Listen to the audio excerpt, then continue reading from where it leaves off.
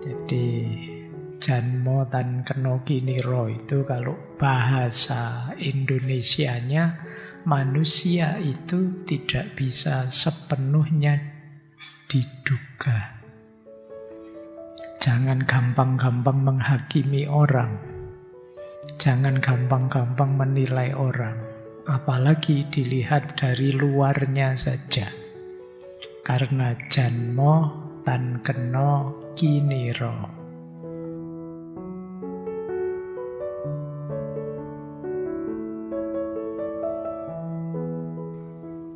Assalamualaikum warahmatullahi wabarakatuh. Bismillahirrahmanirrahim. Alhamdulillahi rabbil alamin. Wa bihi nasta'inu ala umurid dunya waddin. Allahumma sholli wa sallim wa barik ala habibina wa syafi'ina sayyidina wa maulana Muhammadin wa ala alihi wa ashabihi wa man tabi'ahum bi ihsanin ila yaumiddin. Amma ba'd. Bismillah, mari kita lanjutkan belajar kita, ngaji kita. Semoga kita semua tetap bisa istiqomah belajar. Karena kemuliaan manusia itu terletak pada ilmu. Dan ilmu kita peroleh melalui belajar. Kalau istilahnya Ki Hajar Dewantara, kelawan sastra ngesti mulya. Dengan ilmu kita mencapai kemuliaan hidup. Jadi mari kita istiqomahi belajar kita. Teman-teman yang sudah tiap Rebu malam hadir di sini. Mungkin juga ada yang sebenarnya sudah aktif mengikuti secara online, kemudian tidak sempat hadir di sini, juga tidak apa-apa. Yang baru menyempatkan hadir ke sini juga tidak apa-apa. Yang baru hadir saya ucapkan selamat datang. Seperti tadi ya diucapkan Mas Wahid, malam hari ini kita kedatangan tamu dari BPK RI. Nggih. Siapapun yang datang, monggo kita belajar bersama-sama. Mohon maaf, semoga kebagian kopinya. Kalau masih ada, kalau tidak kebagian, pokoknya dinikmati saja. Nikmatnya ngaji kalau offline itu ada ngantuknya. Itu justru senengnya di situ, ada perjuangan melawan ngantuk, itu nikmat. Baik, bismillah. Malam ini kita masih ada di sesi falsafah Jawa, kearifan Jawa. Jadi setidaknya dengan belajar kearifan Jawa, paling tidak kita tahu bahwa kearifan filosofi Nusantara itu tidak kalah dalam, tidak kalah luar biasa dibandingkan banyak sistem filsafat yang lain. Minggu lalu luar biasa kita kenal filosofi ngono ya ngono ning ojo ngono. Malam hari ini kita belajar tentang manusia. Janmo tan keno kiniro.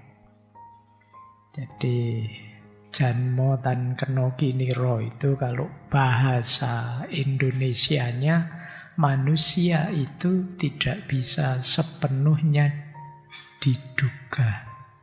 Jangan gampang-gampang menghakimi orang. Jangan gampang-gampang menilai orang. Apalagi dilihat dari luarnya saja. Karena janmo tan keno kiniro. Ini sebenarnya ada bentuk lengkapnya. Bentuk lengkapnya itu Giri lusi janmo tan keno kiniro. Giri itu gunung, lusi itu cacing. Ada yang menerjemahkan lusi itu air.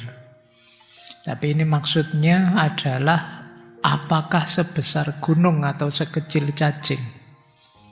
Apakah setinggi gunung atau serendah air?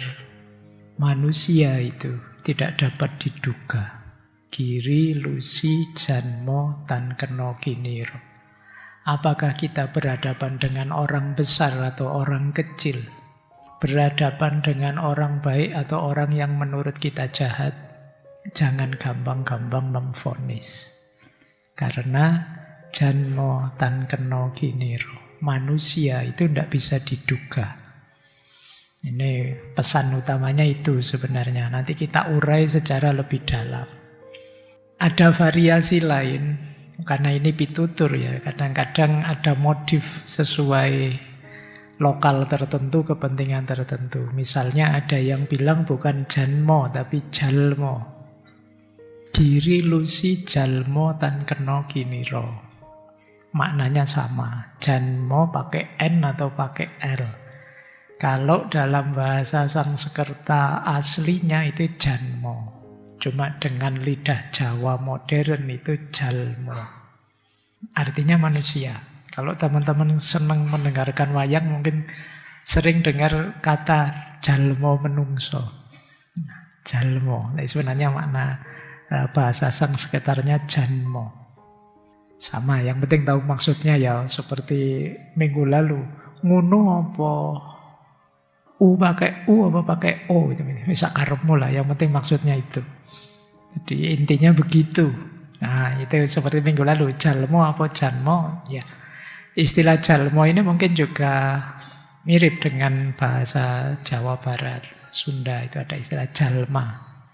Ada juga yang tidak kiniro tapi ingino.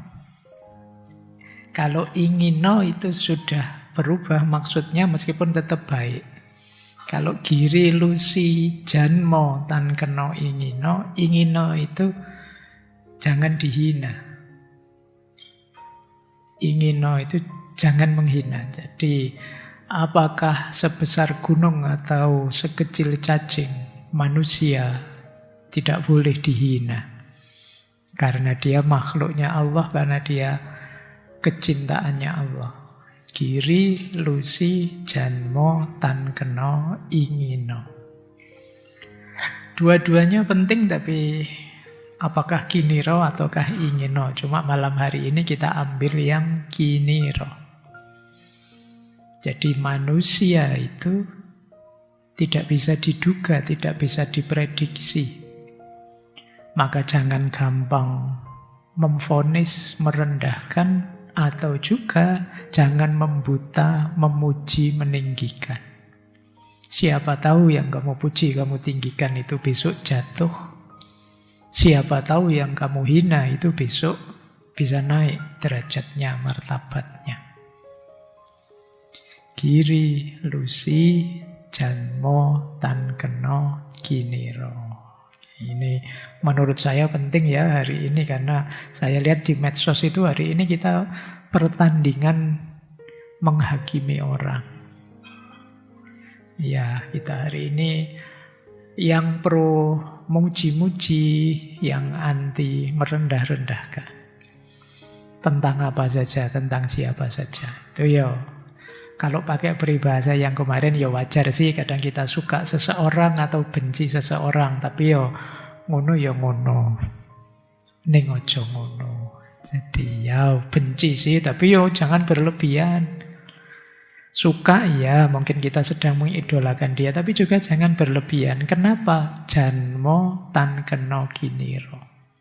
Manusia itu tidak bisa diduga.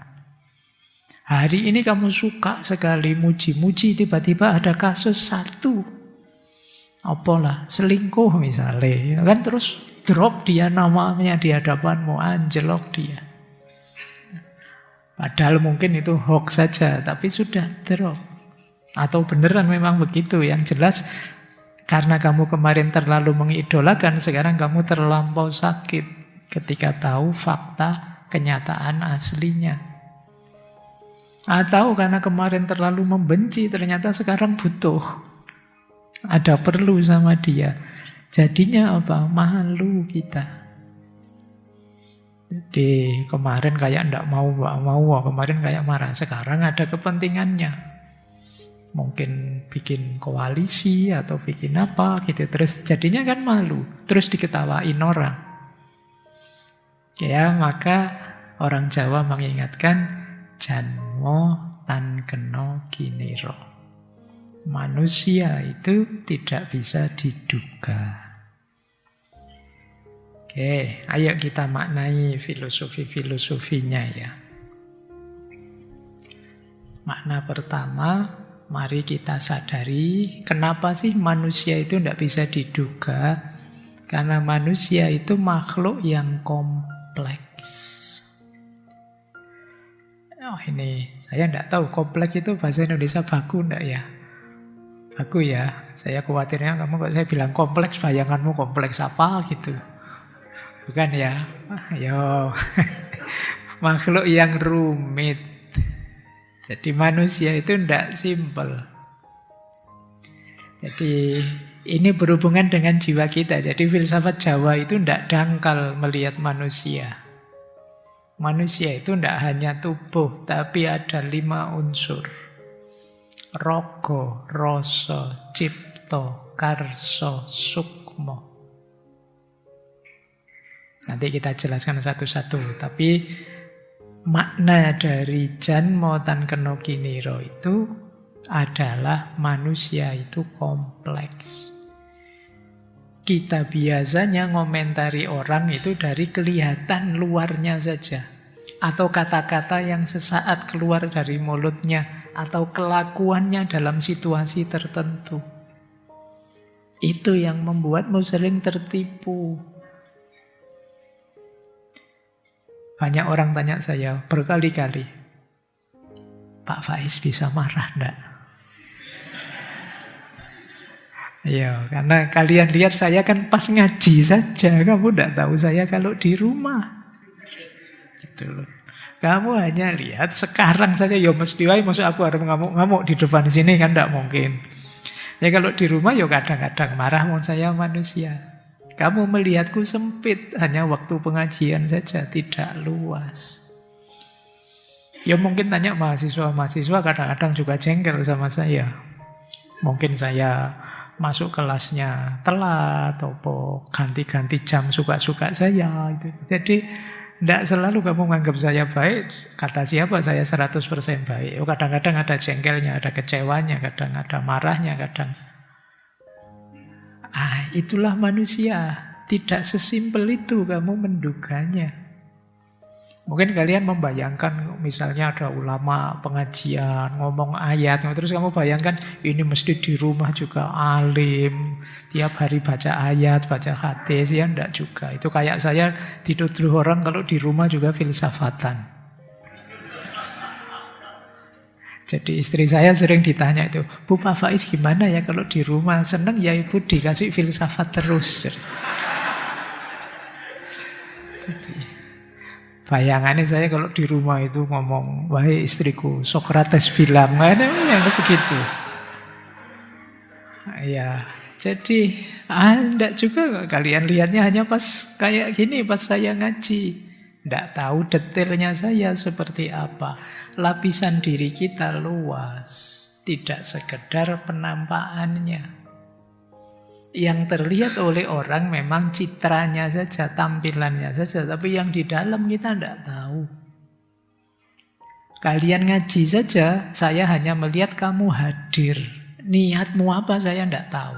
Motifmu apa saya tidak tahu. Tujuanmu apa saya juga tidak tahu. Jadi mungkin kalian memang ingin belajar, atau daripada sepi nganggur, atau mumpung ada di sini mampir, atau macam-macam motifmu.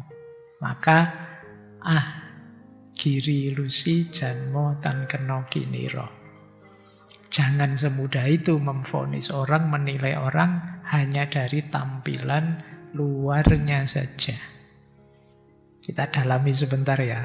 Jadi ini teori tentang lapisan diri kita manusia. Ini menarik. Ini ada kesetaraan kalau teman-teman membaca misalnya Imam Ghazali di Kimia Usa'ada atau di Ihya Ulumuddin tentang manusia. Jadi dalam filsafat Jawa, manusia itu makhluk yang punya 5 dimensi, punya 5 lapisan. Jadi ada rogo, lapisan fisik, dalam bahasa Arabnya jasad. Ada roso, aspek rasa, batin. Itu kalau di Imam Ghazali alatnya namanya kalbu, roso. Nanti ada cipto, tentang kesadaran dan pikiran. Ini alatnya namanya akal. Nanti ada karso, kehendak, berhubungan dengan nafas.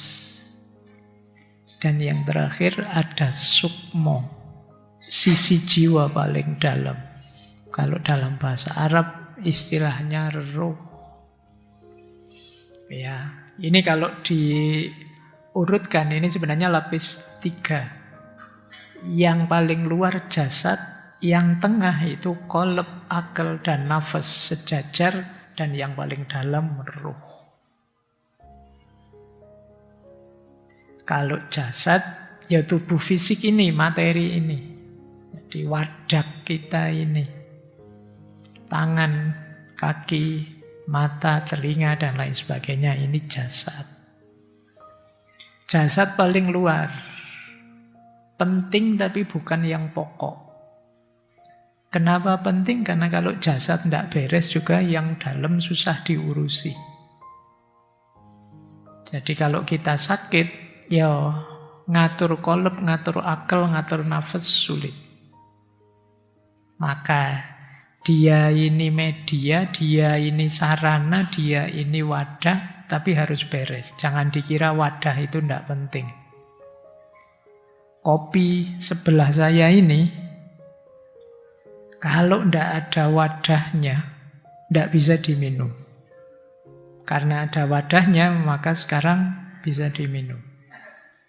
Jadi gelasnya penting ternyata. Tidak hanya kopinya, jangan dikira, Pak ada gelasnya, tidak ada kopinya juga buat apa? Tapi ada kopinya, tidak ada gelasnya, tidak akan nyampe ke sini.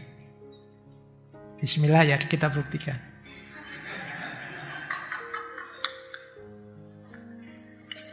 Jadi enak karena ada gelasnya. Allah cuma wadah saja, Allah cuma rogo saja. Tapi ya rogo penting. Oke, jadi kita lelah, kita sakit, kita tidak semangat misalnya, ya jadinya rogo ini pengantar kita ke dalam. Lanjut, lebih dalam ada roso. Roso itu berhubungan dengan penghayatan, berhubungan dengan kepekaan batin, berhubungan dengan intuisi kita. Roso ini bisa menangkap 3 hal. Kalau dalam filsafat Jawa, yang pertama menangkap harmoni dan tidak harmoni. Tadi saya minum, terlalu manis deh. Tidak manis deh, itu roso. Terus apa? Ini hijau kok disambungkan biru ya, rasanya kok tidak match, itu roso. Jadi roso itu bisa menangkap aspek harmoni. Roso, saya menjelaskannya tidak bisa, tapi kok tidak sreg ya, itu roso yang membaca. Secara hukum sih sah, tapi kalau dilihat kok tidak cocok ya rasanya, tidak sreg ya. Ini roso yang bilang. Ya memang tidak melanggar hukum sih, tapi kok rasanya tidak pas saja. Itu roso. Jadi manusia punya itu. Justru roso itulah nanti jadi kuncinya kemanusiaan. Di kepekaan batin atau qalb. Ada yang bilang roso ini nanti jadi kompas. Kalbu kita kalau rusak, hidup kita juga akan rusak. Kalau kompas ini mengarahkan ke senang-senang saja, hidup kita hanya akan cari senang-senang saja. Maka rasa harus hidup untuk ngeraos, untuk merasakan. Kalau di Imam Ghazali, rasa ini, intuisi ini justru alat yang lebih mampu menangkap kebenaran. Jadi benar salah itu kalau pakai panca indera, kata beliau, masih mudah salah. Jadi bintang-bintang itu rasanya dekat padahal jauh. Itu mata. Kadang pensil dimasukkan ke air kelihatannya bengkok. Itu mata. Panca indera itu gampang keliru. Akal lebih canggih daripada panca indera, tapi juga bisa keliru. Kita kadang salah paham, kita bisa gagal paham, kita bisa tidak paham. Tapi kalau rasa lebih presisi memahami sesuatu. Antara orang yang sekedar paham dengan orang yang sudah merasakan, kata Imam Ghazali, derajat benarnya lebih dalam yang sudah merasakan. Sholat itu seperti apa? Kalau sekedar tahu hukumnya dan syarat rukunnya, masih belum dalam. Dia baru tahu apa itu sholat kalau sudah merasakan menjalankan sholat. Kayak kalian, contohnya gini ya. Ada temanmu pacaran terus putus. Terus kamu nasihati, alah putus itu biasa, wong masih penjajakan pacaran, kamu bisa cari lagi, jangan sesedih itu. Kalimat seperti ini, kalau keluar dari orang yang memang pernah menghayati, pernah pacaran, tahu rasanya pacaran, dengan yang tidak pernah, level validitasnya beda. Kalau nasihat seperti tadi dari orang yang belum pernah pacaran, misalnya kamu habis nasihati begitu, terus yang kamu nasihati tanya, emangnya kamu pernah pacaran? Belum. Kamu tidak ngerti, banyak omong. Betul. Tapi kalau iya saya dulu pernah ngalami seperti kamu, sedih sih tapi tidak harus segitunya. Nah, ini yang dimaksud ya, orang yang merasakan langsung itu dipandang tahu lebih dalam dibandingkan orang yang masih berjarak ilmunya dengan dirinya. Ilmunya masih ada di buku, ilmunya masih ada di pikiran saja, belum dijalankan, akan berbeda. Kalau masih berjarak ya masih kira-kira, tapi kalau sudah didalami langsung, dijalani, dihayati, sudah ketemu kebenaran yang lebih presisi, itu rasa. Baru yang nomor 3, cipta. Ini kesadaran, pikiran, daya pikir, kemampuan mengolah pengalaman jadi pengetahuan, itu cipta. Pikiran harus tajam, pikiran harus jernih. Kalau pikiran kacau, sudah ngalami pun belum bisa menghayati, belum bisa menemukan pasnya. Jadi ini enak apa enggak enak ya? Rasanya enak, tapi kayak gimana ya menggambarkannya, itu akal yang kerja. Jadi dia mengolah rasa tadi jadi pengetahuan, mengolah pengalaman jadi pengetahuan. Kalau pikiran ini kacau, cipta ini kacau, tidak akan lahir pengetahuan yang bagus, yang baik. Makanya kalau teman-teman upacara itu kan ada istilah mengheningkan cipta. Kenapa harus mengheningkan cipta? Kalau pikiran kita terlalu rame, terlalu bising, terlalu kemana-mana, kita tidak akan bisa fokus. Pikiran kita tidak jernih. Makanya ayo mengheningkan cipta. Nah, kalau kita pacarkan gitu, mengheningkan cipta, mulai, terus nyanyi. Cuma ya ketika nyanyi mungkin fokusnya berbeda. Padahal maksudnya mengheningkan cipta itu, ayo benar-benar kita hening. Sadari diri sebentar, tajamkan pikiran, jangan kemana-mana. Jadi itu cipta, sisi diri kita, lapis ketiga. Kemudian ada karso, kehendak. nafas, daya dorong, kemauan, keinginan. Jangan dikira ini tidak penting. Tidak ada keinginan, tidak ada karso, dunia ini mandek. Setinggi apapun ilmu, tapi kalau tidak punya keinginan apa-apa, ya dunia tidak akan berputar. Ini yang menggerakkan tindakan kita, pilihan kita. Dalam karsolah nanti kita pertemukan cipta, rasa, dan rogo. Jadi kita wujudkan dalam keseharian. Kalau cipta itu seperti lampunya, karso itu seperti langkahnya. Jadi kehendak atau nafas, istilahnya karso. Dan nanti yang paling dalam sukmo. Sukmo itu roh, dimensi paling halus, paling dalam, percikan cahaya ilahi dalam diri manusia. Sukmo inilah nanti yang akan pulang kembali kepada Tuhan. Harus kita jaga agar selalu dalam kondisi mutmainnah. Sukmo inilah nanti yang akan bersaksi seperti apa hidup kita di dunia di hadapan Allah. Bagaimana cara kita mengelola rogo, rasa, cipta, dan karso. Itulah sukmo. Ini lapisan paling dalam. Berhubungan dengan keluhuran, kesucian, kesempurnaan hidup. Kalau sudah mulai masuk ke sini, nanti orang Jawa menyebutnya ilmu kasampurnan. Sudah mulai masuk dimensi kesempurnaan. Kalau di Jawa itu kan ilmu ada levelingnya. Ada ilmu itu kanoman. Ada ilmu naik sedikit namanya kanuragan. Di atas kanuragan ada kadunyan. Di atas kadunyan ada kasepuan. Dan yang paling tinggi adalah kasampurnan. Yang paling awal ilmu kanoman. Itu kalau kalian sekolah SD, SMP, SMA itu ilmu kanoman. Belajar dasar-dasar bekal-bekal yang diperlukan untuk hidup.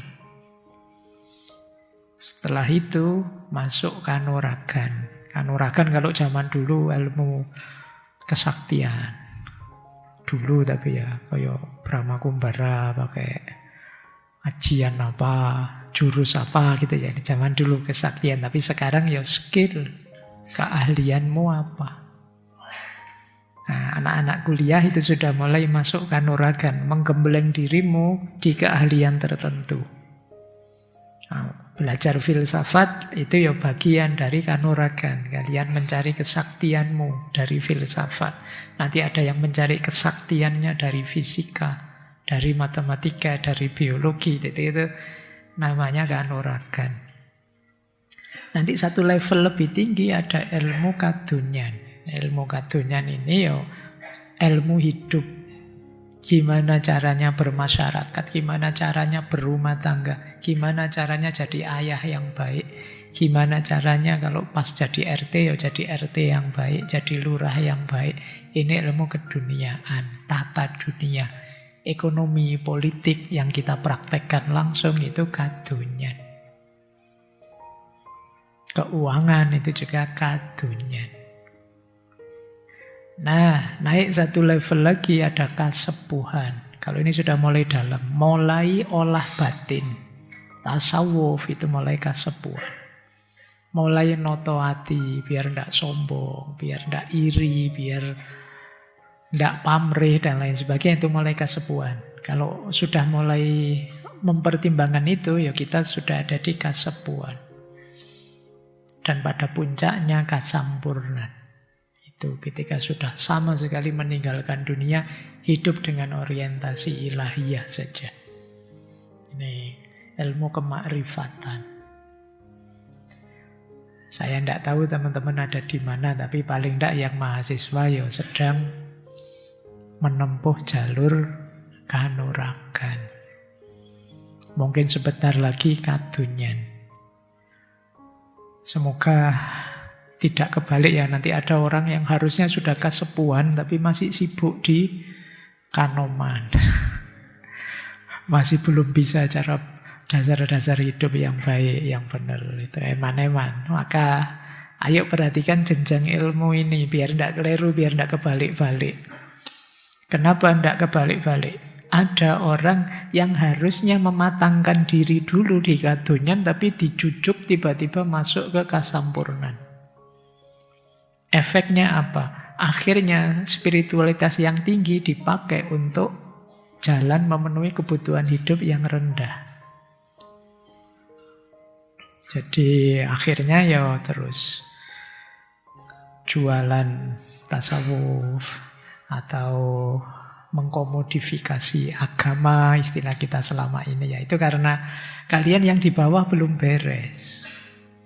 Sudah tiba-tiba jujuk yang atas. Baik, yo nanti dipikir sendiri saya seperti apa, levelingnya bagaimana selama ini saya mengelola diri bagian dalam, lapisan-lapisan diri manusia. Jadi makna pertamanya ini, manusia itu kompleks. Kita punya rogo, punya rasa, punya cipta, punya karsa, punya sukmo. Kamu membaca, memvaluasi orang itu melihat apanya. Kalau hanya dilihat dari gejala luarnya kurang dalam. Bukan berarti tidak boleh, tapi sadari bahwa pemahamanmu tentang dia itu hanya sebagian kecil kesanmu tentang dirinya. Baik. Makna pertama itu. Makna kedua. Jadi makna janmo tan keno kiniro adalah tidak ada kebenaran tunggal tentang manusia. Manusia itu bisa baik di satu situasi, tapi di situasi yang lain jelek. Atau baik sekarang, kemarin tidak. Atau besok bisa berubah. Itu manusia. Ada anak yang kalau di kampus pinter luar biasa, tapi sosialnya jelek. Tidak bisa bermasyarakat. Ada anak yang luas sekali di masyarakat, tapi begitu masuk kelas, ujian tolah-toleh dia. Itu manusia.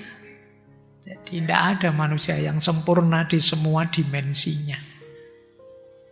Selalu ada kurangnya. Maka penilaian kita tentang seseorang, kalau itu mutlak absolut, pasti reduktif.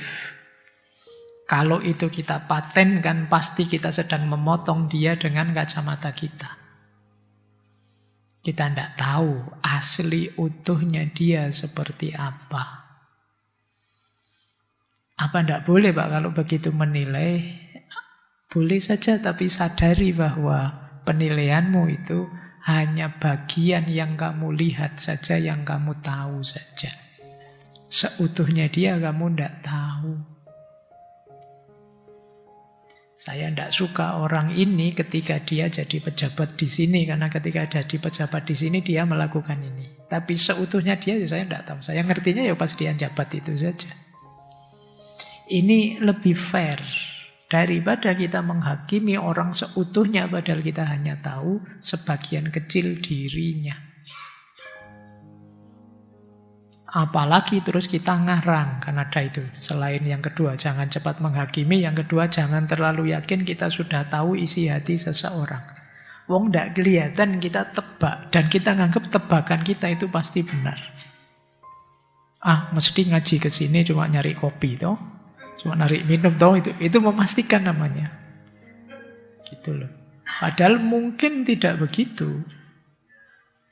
Nanti, wah kamu kesini nyari segelas kopi ya. Saya yakin itu. Enggak Pak, kata siapa? Bapak salah paham. Saya kesini tidak mencari segelas kopi, tapi 2 gelas kopi.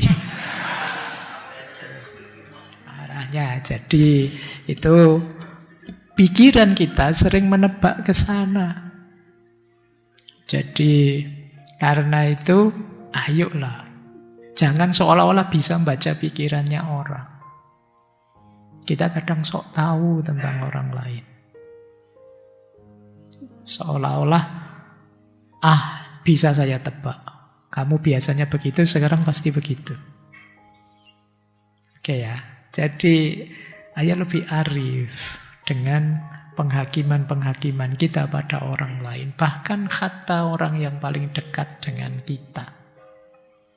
Kadang-kadang kita memutuskan untuk mungkin anak kita sendiri, mungkin pasangan kita sendiri, sahabat kita sendiri, dengan sok tahu. Sehingga sama sekali tidak minta pertimbangannya. Jadi, kalau untuk anak saya ini, sak belian ini mesti seneng.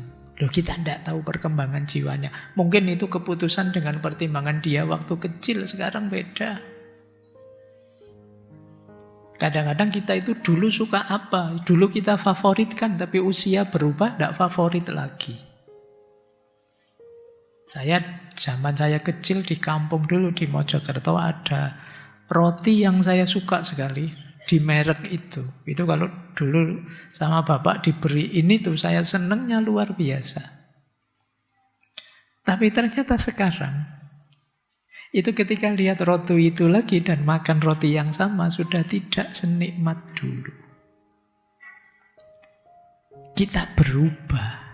Kita tidak sama lagi dengan dulu. Tapi mungkin orang yang kenal sayanya dulu tidak mempertimbangkan saya yang sekarang usianya sudah 50 ke atas, dulu usianya masih balita 7 tahun, 10 tahun. Nganggapnya saya masih usia 7-10 tahun, mungkin ingin ketemu saya sambil bawa roti tadi sebanyak mungkin.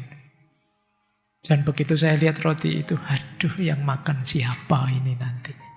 Kalau dulu gembira dibeli itu, sekarang tidak lagi.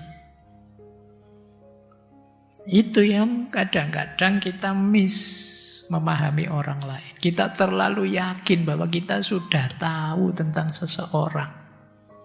Jangankan orang lain, bahkan diri kita sendiri pun kadang kita salah paham.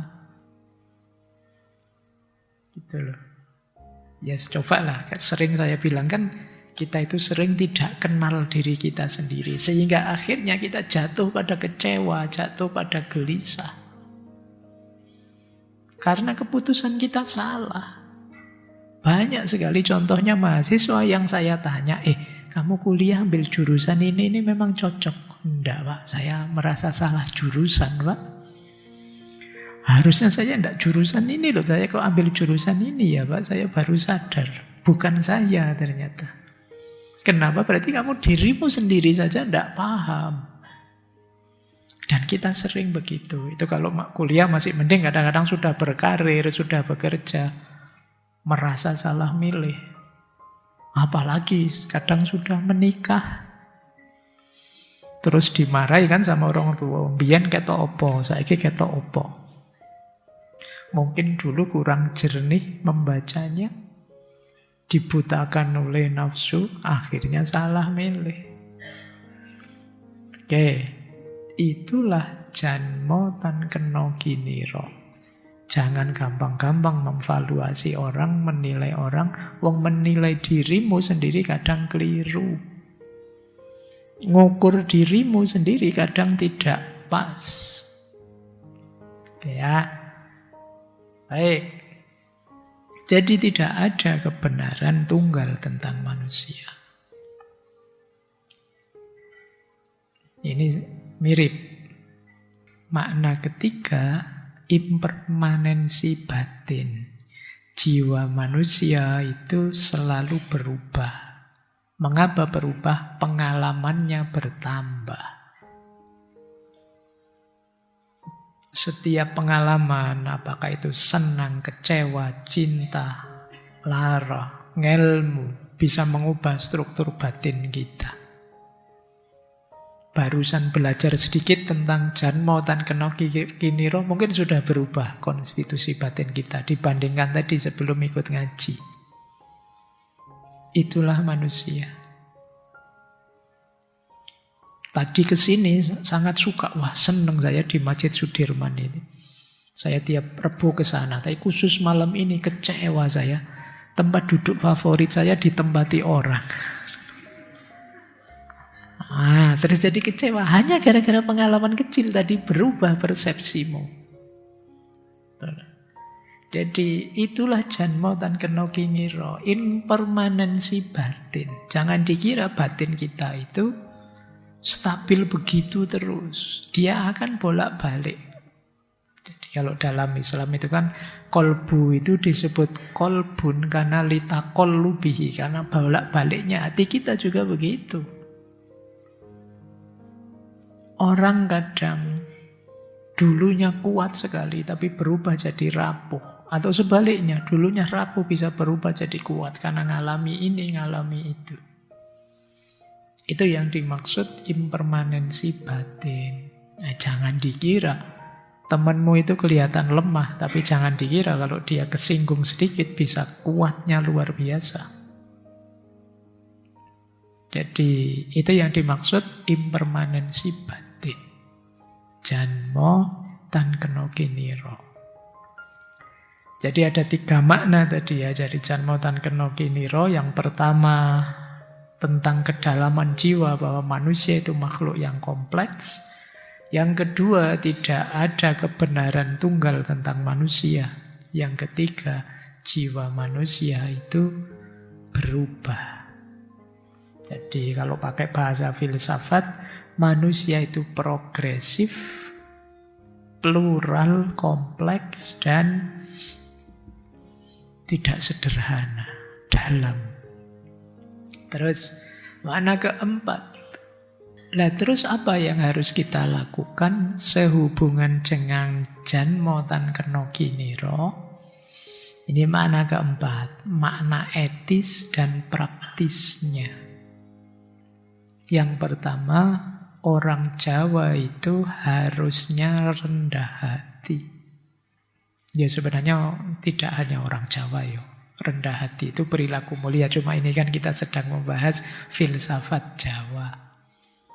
Kok ada orang Jawa tidak rendah hati, terus orang sering menyebutnya wis ilang jowone. Wis ndak jowone lagi.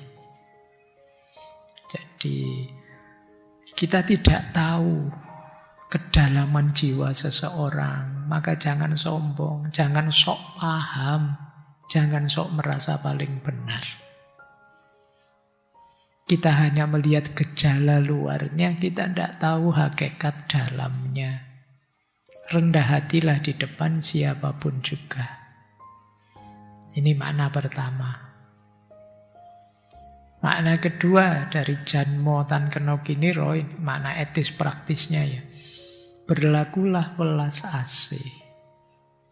Kita tidak tahu luka, beban batin tiap orang. Kita tidak tahu perjuangan apa yang sedang dia tempuh. Kita tidak tahu luka apa yang pernah dia alami. Karena itu, kita harus tenggang rasa tepo seliro. Biarkan orang berkembang di jalannya sendiri tanpa harus kita hakimi. Pak, kalau memang orangnya salah, keliru Pak, ya ingatkan saja. Itu kan tugas kita, tanpa harus menghakiminya. Karena kadang-kadang gejalanya memang keliru, tapi akar yang menyebabkan gejala itu kita juga harus tahu, yang kadang-kadang kita tidak tahu. Kayak kemarin itu loh, waktu bencana kan ada itu orang yang dengan sangat terpaksa menjarah. Bukan apa-apa, bukan karena dia jahat terus memang minat maling. Situasi mendesak dia. Anaknya tidak makan berhari-hari, dia sendiri juga kelaparan. Bantuan tidak datang-datang. Akhirnya yang ada Indomaret terdekat. Diambil lah, meskipun terus dia bikin konten itu kan. Saya tidak berniat jahat karena memang kepepet. Nanti pada saatnya kalau memungkinkan akan saya kembalikan, saya bayar. Itu kalau kita potong faktanya hanya dari gejala yang dia menjarah, mungkin saja yang terjadi penghakiman demi penghakiman. Mungkin kita terus marah-marah. Dasar penduduk plus 62 itu. Dasar SDM rendah orang Konoha itu kan kita selalu begitu. Kita membacanya dangkal, melihat luarnya saja, tidak melihat ada settingnya, ada latar belakangnya yang tidak kita baca. Kita hanya melihat gejala luarnya saja. Maka dalam budaya Jawa yang kita kedepankan dulu itu tepo sliro tenggang rasa. Sebelum menghakimi.